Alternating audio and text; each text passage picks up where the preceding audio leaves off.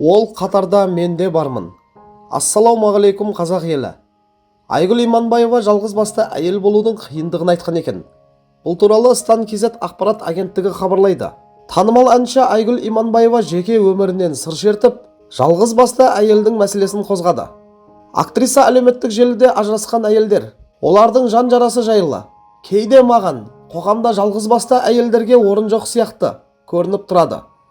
Себебі жалғыз басты әйел өз орнын, еншісін қолымен жұлып алғандай алмаса, орнын таппауы да мүмкін. Байқайсыздар ма? Біздің қоғамда қазір мен жалғыз басты анамын, әкесіз бала өсіріп отырмын, менің жағдайым жоқ деген сұрақ көп. Жалғыз басты әйелдер өзін жаралы, керексіз сезініп жатады. Әрине, ол қатарда мен де бармын, деп бастады әңгімесін өнер иесі. Жалғыз басты әйелдердің қатарында мен де бармын. Себебі жалғыз басты болғаннан кейін, ажырасқаннан кейін, өз басымнан өткен оқиғаны айтайын. Ажырасқаннан кейін әйел ішпей жемей жүргішке, бұзық әйелдің қатарына жатып кетеді. Автоматты түрде сені солай жатқызады. Той томалаққа жалғыз барсаң, күйеуін тартып алып қоятындай. Әйелдер күйеуін қызғанады. Мына байғұс әлі күйеусіз жүр ма деген көздерді көресің. Осындай қызық дүниелер бар. Көп әйел комплекске кіріп кетеді. Жараланған, жалғыз бастымын деген қалыпқа кіре бастайды. Жалғыз басты әйелге еркектің күшіндей күш, еркектің энергиясындай энергия, кейде еркектің психологиясы да қажет болады. Әрине, еркек бола алмайсың, бірақ балаңды жеткізу үшін, қоғамда өзіңнің орныңды алу үшін қажымайтын қайрат, күш, білім керек болады. Және өзіңді сыйлата білу үшін мінез керек. Бұлай айтқанда, әйелдік нәзік энергияңды еркек энергиясына айырбастауға тура келеді. Сіздер осыған келісесіздер ме?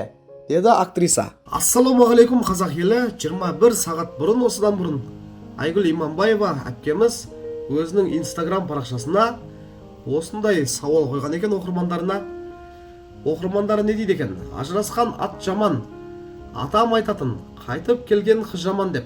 Бірақ көріп жүрміз, күйеуі барлар күйеулерін сүйреп жүр, но білдіргісі келмейді дейді. Негізі дұрыс, ащы болса да шындықты жазған сияқты. Көп еркектер байқаймын, жұмыс істемейді, үйлерінде жатады, әйелдерінің мойнына шығып алғанда. Және де көп жағдайда меніңше осындайдың кесірінен ажырасу болып жатады. Білмейміз ғой, басқасында болмаған екен, меніңше да. Ер адам өзінің міндетін білу керек. Ал сонда ер адамға арқа сеуге болады. Керемет айттыңыз дейді. Батыстың батыр қыздарының бойында қаны бар дейді. Дұрыс. Өмір күрес, екеу болсаң екі есе күрес. Негізі бөлінудің қажет жоқ. Жалпы қазақтың қыздары мықты ғой. Айгүл өте ақылды, сұлу қыз, бағың жансын дейді. Осы кісінің сөздері шынайы, жүректен шығып жүрекке жетеді. Тыңдай бергің келеді, сұхбат бергенде жақсы көрем. Негізі Айгүл Иманбаева енді бізден жасы үлкен ғой. Дегенмен біздің қатарлардың көбісі ғашық болатын, мен есімде сырттай көріп. Бірақ енді бір жағынан осы күнге дейін тағы да тұрмыс құрмағанына мүмкін өкінішті шығар енді. Мүмкін өзінің таңдауы. Үйленген әйелдер де сондай, еще еркегін мойнына артып жүреді. Джунгли деп күліп жатыр. Күлетін жағдай емес, неге жылайтын жағдай. Ер адам болғаннан кейін отбасын сүйреу керек, алға тарту керек. Ал оны әйелі қолдау керек дегендей. Әбден келісемін, Айгүл бәрін өте дұрыс айтып отырсың. Айгүл, сен мықтысың, психологпен де жұмыс жасадың, бәрін халыққа айтып отырдың, қаншама күш, қаншама еңбекке шыдадың, күрестің, жарайсың. Сен биікке шықтың, қазір өте әдеміленіп, сұлуланып кеттің. Тіл көзден сақтасын Алла, сен жеңдің, тынымсыз еңбектің арқасында, жарайсың, әрқашанда жұлдызың жарық болсын дейді. Осылай Айгүл Иманбаева керемет тілегін арнаған екен.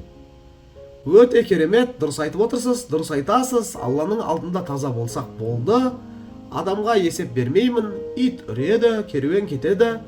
Ешкімнің аузына қақпақ бола алмайсың.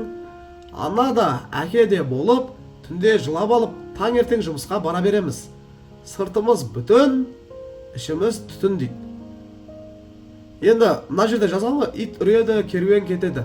негізі қазақта бүйтіп айтады, ит үреді, керуен көшеді деп, иә. Осы сөз негізі өте орынды. Ол өсектен сен мысалы да жалғыз басты әйел болмасаң да бір бақытты 5-6 бала шағаң бар, өсіріп бап қағып отырсаң да артынан өзі келеді. Өсек айтамын деген адамның аузына шыны керек қақпақ бола алмайсың оған. Мүмкін емес нәрсе. Әйтеуір бір өсек айтамын деген адам бір минусыңды көріп қалады, басқаны көріп қалады, әйтеуір айтады. Дегенмен де осы мақал негізі орынды ғой, жаңа айтып жатырмын ғой. Осыны жаттап алу керек та. Счастье любит тишину деп тыныш қана бақытты өмір сүре бергенге еш нәрсе жетпейтін сияқты. Өте орынды айттыңыз дейді. Иә, орынды айтады Айгүл Иманбаева, өйткені өзінің басынан өткен оқиғасын айтқан. Мен бір риза болатыным Айгүл Иманбаеваға, енді мақтай берді демеңіздер. Сәбит Әбдіхалықовпен бір отбасы болды ғой, қазір ажырасып кеткен. Енді мысалы Сәбит Әбдіхалықов қазір 3-ші жарымен бірге білесіздер. Бірақ та Айгүл Иманбаеваға риза жерім жақсы қарым қатынас сақтап қалған ғой. Бір сұхбатын көргем, бұрынғы ата енеме әлі күнге дейін мама папа деп айтам деген да. Сондай өзі ақ жарқын, сондай ақ көңіл келіншек сияқты. Бірінші байымен тұратыны да еңіреп жүр дейді. Екінші байымен тұратыны да еңіреп жүр. Сіз бақыттысыз, еш өкінбеңіз. Қатты болса да шындық айтқан, шынымен бірінші байымен тұратыны да еңіреп жүр, ондай жағдайларда болады. Екінші байымен тұратыны да еңіреп жүр дейді, ондай жағдайларда болады.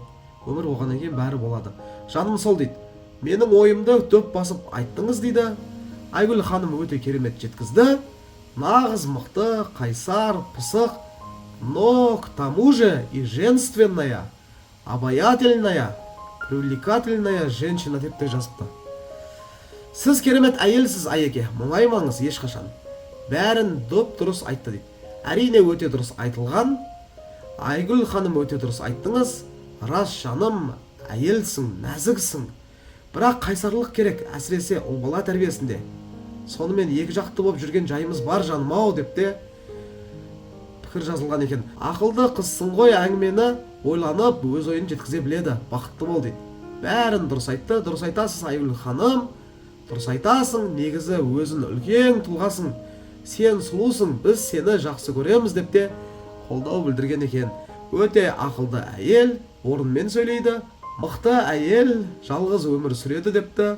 Байың болса да сол күш қуат екі есе керек па деймін дейді. Әрине дұрыс айтасың, Айгүл қызым-ау, қыз баласы жат жұрттық болғасын жыламасын дейміз ғой дейді. Где можно посмотреть полностью интервью дейді. Өмір қате дейді. Өте керемет, жалғыз басты әйел қай кезде төрге шығады. Перзенті жақсы болып, анасын сыйлап, керемет жігіт болғанда ел не дейді?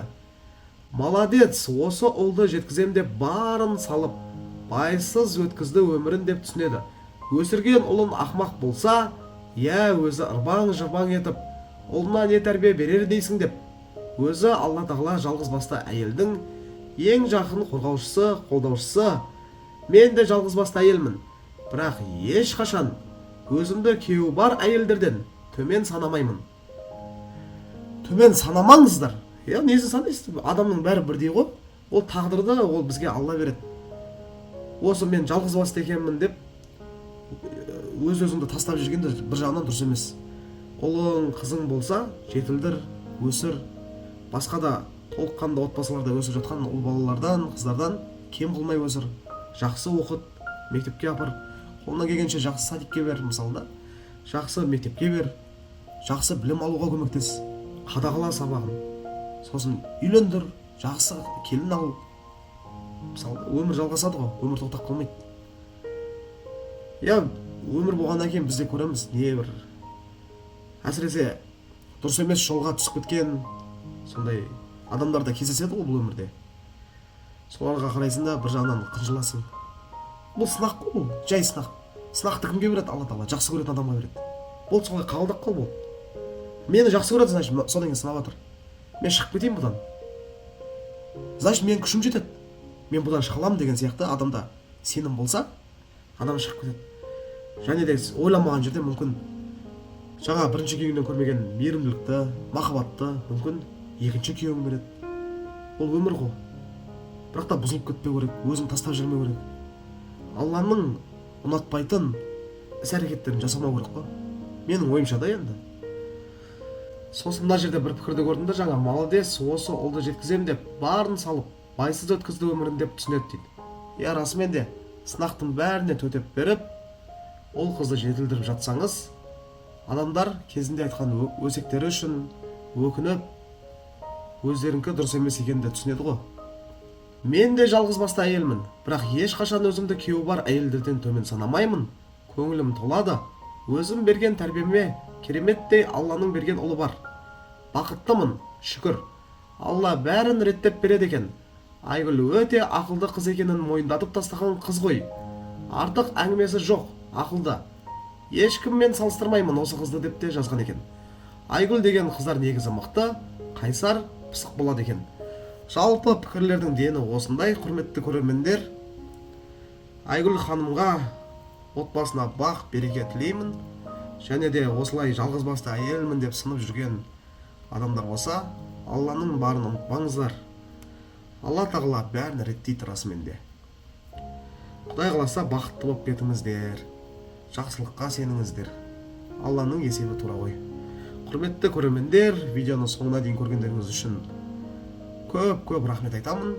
Аман болыңыздар.